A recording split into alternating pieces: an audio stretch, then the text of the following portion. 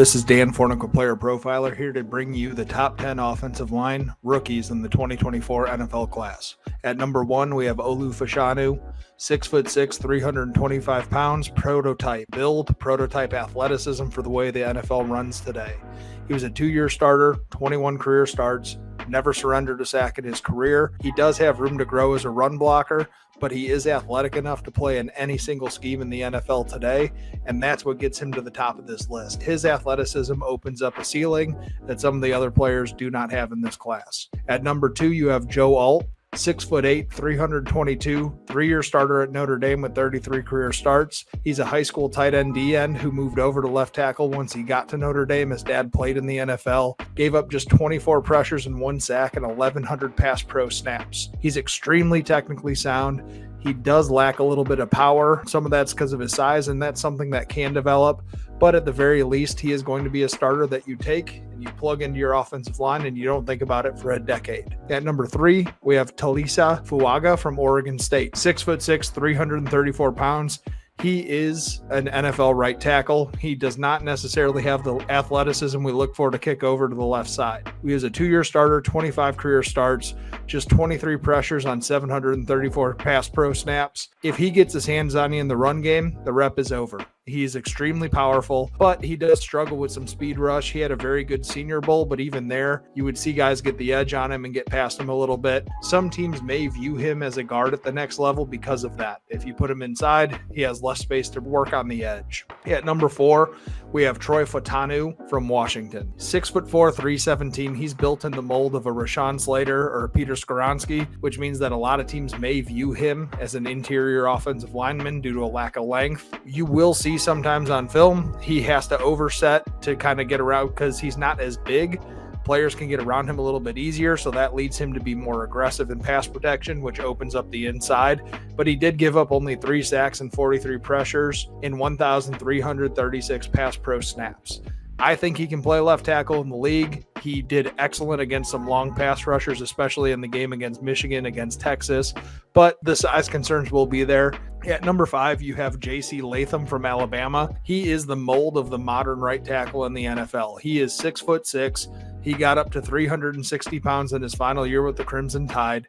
2-year starter, 25 career starts. He's a very good athlete for his size, and he's going to be young. He'll be 21 his entire rookie year. 30 pressures on 1,016 pass blocking snaps, but he does need to clean up some technique. He gets over his feet a little bit. Sometimes that causes him to dip his head.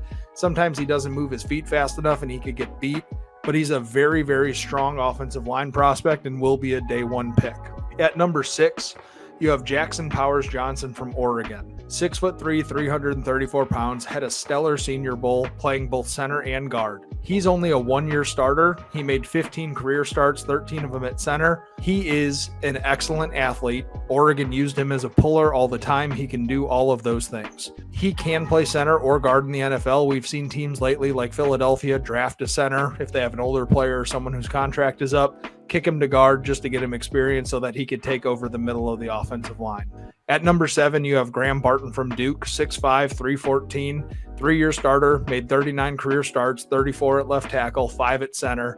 He's extremely technically sound. He's extremely powerful in the run game, but he's kind of stout. He's probably going to be a center in the NFL. Teams won't even mess with it. They'll just put him on the inside. But he is a player that can play all 5 NFL positions in a pinch, and that gives him enough versatility to move into the top 7 in this class for me. At number 8, you have Amari Mims out of Georgia, 6'7", 340 pounds. He may be the best size and athletic blend of an offensive lineman in this class, but the problem is he's extremely raw as a prospect. He made just 7 career starts. In his lone year as a starter this past season, he missed a lot of time with an ankle injury. He just has 803 career snaps played in college, and all of them are on the right side of the offensive line. He plays extremely tall, which is expected when you're 6'7", and he needs to clean up his footwork. But the times where those things come together, his technique matches his physical stature. He just absolutely demolishes people on the defensive line. The question with him is going to be, are you getting what we thought Mekhi Becton could be, or what he actually became with the injuries and the ineffectiveness? At number 9, you have Tyler Guyton from Oklahoma, 6'7", 327 pounds. He started 1 year at Oklahoma, 9 starts. He only has 1,095 career snaps because he was a transfer from TCU who struggled to see the field. He's an excellent athlete, but his technique suffers sometimes. He's probably a player that is more of a projection. If you're expecting him to start day one in the NFL, you could struggle a little bit, but he has all the tools, all the athleticism, the size, and when it all does come together, he's extremely good. He could become an extremely good offensive lineman, specifically at tackle in the NFL. The last player in the top 10 is Jordan Morgan from Arizona, 6'6", 320 pounds. Very solid player. He's a fifth-year senior. He spent 5 years at Arizona, only a 3-year starter. On one hand, that gives him a lot of experience. He played over 2,400 snaps in his career, but that makes him a bit older. The ceiling is a bit more capped. He could be somebody that teams want to kick to the inside just to mitigate some of his issues getting beat across the edge. If you move him inside, he doesn't have to move laterally as much. These are the top 10 prospects heading into the 2024 draft. If you want to check out 11 through 15 or see some sleepers, make sure check out the article on playerprofiler.com to get a better look at this class and the depth that it actually has.